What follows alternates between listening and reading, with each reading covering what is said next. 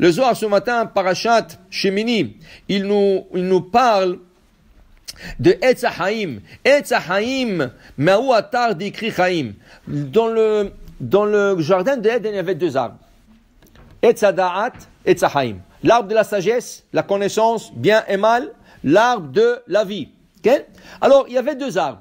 Qu'est-ce qu'Hachem il fait avec Adam? Il lui dit, tu manges pas de l'arbre de la sagesse. Mais il lui a pas dit de ne pas toucher à l'arbre de la vie. Okay? Il lui a pas dit ne touche pas à l'arbre de la vie. Pourquoi?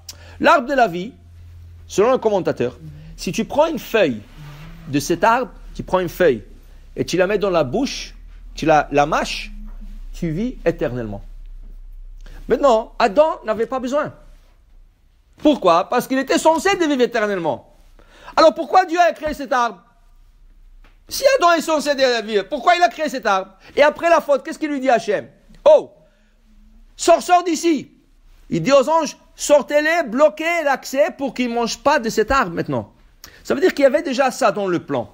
Il y avait déjà ça dans le plan. En vérité, le Hizkuni, un des grands commentateurs de la Torah, explique, c'est pas un arbre que tu manges, c'est un arbre qui régénère, qui veut dire, une personne a été censée de vivre 1000 ans et devenir vieux. Tu prends une feuille de cet arbre et tu deviens jeune. Plus jeune. Tu reprends tes forces. Okay? Comme on a expliqué une fois le phénix, ce oiseau-là, qui après 1000 ans, il se régénère. Alors ça, c'était Etz HaChaim. Donc, sur l'arbre de la sagesse, qu'est-ce qu'il y avait? Selon la majorité des opinions, dans l'arbre de la sagesse, il y avait des raisins. Pas de la pomme, has veshom, ça c'est une opinion goy. Ça c'est les goyim qui disent. La pomme, okay? Ça n'existe pas la pomme de la Torah. L'arbre de la sagesse, c'était la vigne. Okay? Il y en a qui disent que c'était l'étrog, il y en a qui disent que c'était la figue, mais jamais la pomme. La pomme, c'était une invention goy.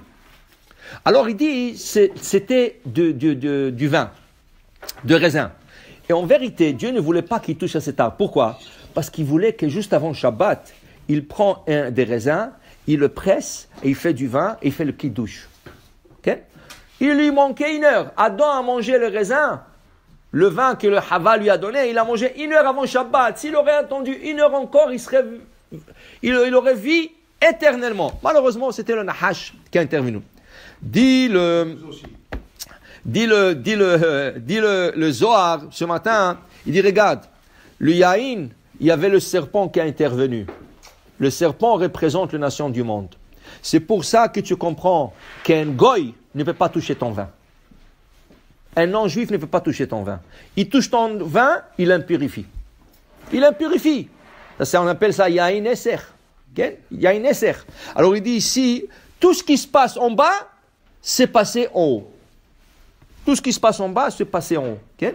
Alors pour te dire, voilà, ça c'est, il dit qu'une personne doit faire très attention qu'on ne pas boire du vin qu'un goy a touché. Maintenant, il y a des conditions, c'est sûr, dans la halakha. Si le vin a été cuit, qu'on appelle yain mevushal, okay?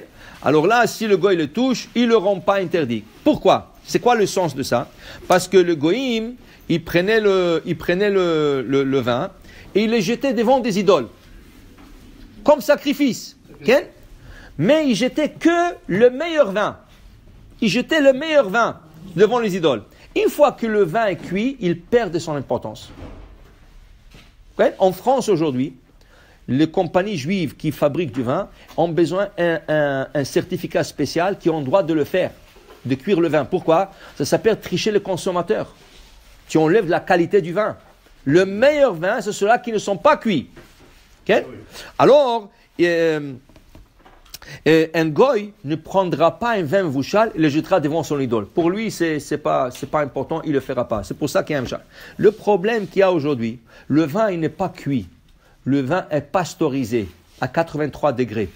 Cuit, ça veut dire qu'il est cuit à 100 degrés. C'est pour ça que Rav Ovadia Yosef dit, même un vin mevouchal, a priori, ne laisse pas un goy le toucher.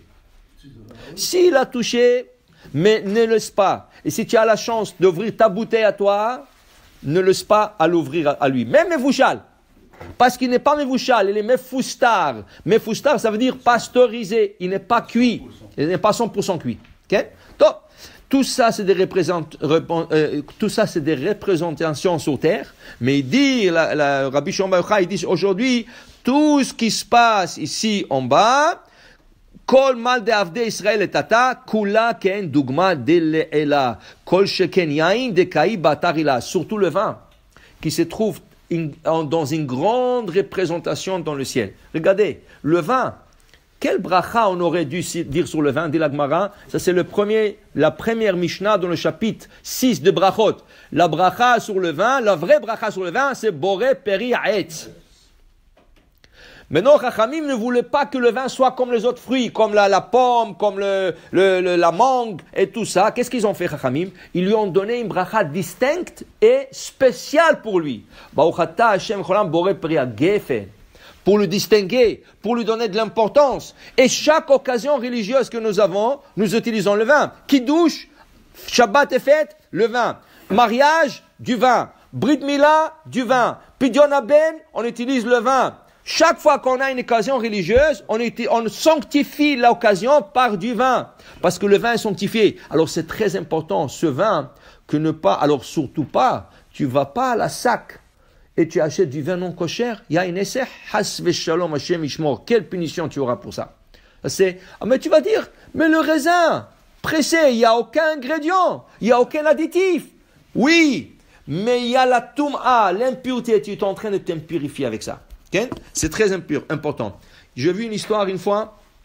Il y avait à l'époque de la Deuxième Guerre mondiale, il travaillait avec... il travaillait. Ça veut dire il travaillait dans le militaire des Allemands. Et un jour, ils avaient une grande fête. Et lui qui a fait de grandes choses, il était un grand général d'armée, ils ont fait une fête pour lui. Alors, ils ont invité beaucoup de généraux d'armée et tout ça. Mais lui, il gardait son judaïsme. Il gardait son judaïsme. Il voulait pas se... Donc, mais il avait un bon contact avec son rabbi. Il avait un rabbi, toujours. Il dit, Rabbi, regarde, ils vont faire une fête maintenant. Je ne sais pas quoi faire. Il dit, je te dis une chose. Je sais que tu manges non kosher. Je sais que tu fais beaucoup de choses. Tu ne fais pas Shabbat. Mais une chose, tu vas me promettre. Tu vas dans cette fête, ne bois pas du vin. Ne bois pas le vin. Me dit, Rabbi, mais ne bois pas le vin. Dis-leur, tu as mal à la tête. Trouve une excuse, ne bois pas le vin. Donc, il est parti là-bas, mais toute la fête, c'est pour lui.